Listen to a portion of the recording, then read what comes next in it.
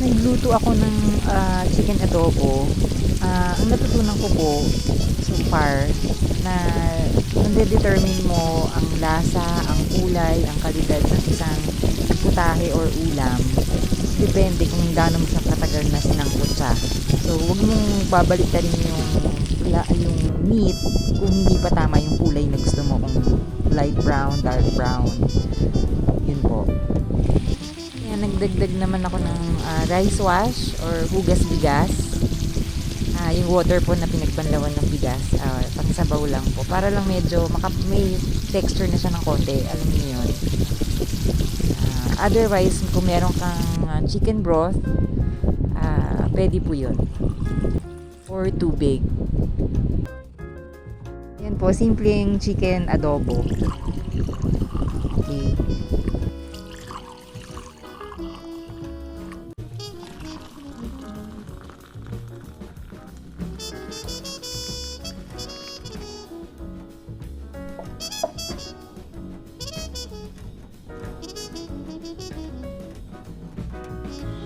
Doon na nga nagtatapos yung video natin. Kasi gusto ko lang, baka gusto nyo nang maiksi lang. If you want, you can also watch my live streams. Na sobrang haba po ng taon. Ganun kahaba yung...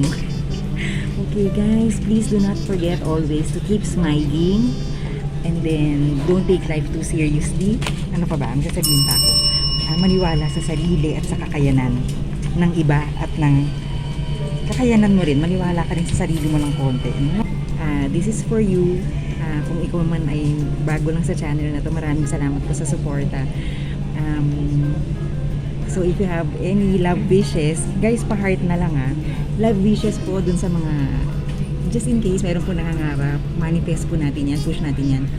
Comment down below kung meron po kayong gusto nating sabay-sabay na mga dreams or goals na gusto nating ma-achieve. Kahit gusto mo ma-meet yung dawan mo, yung ganun, pwede na rin yan guys. Oo, pangarap din yan.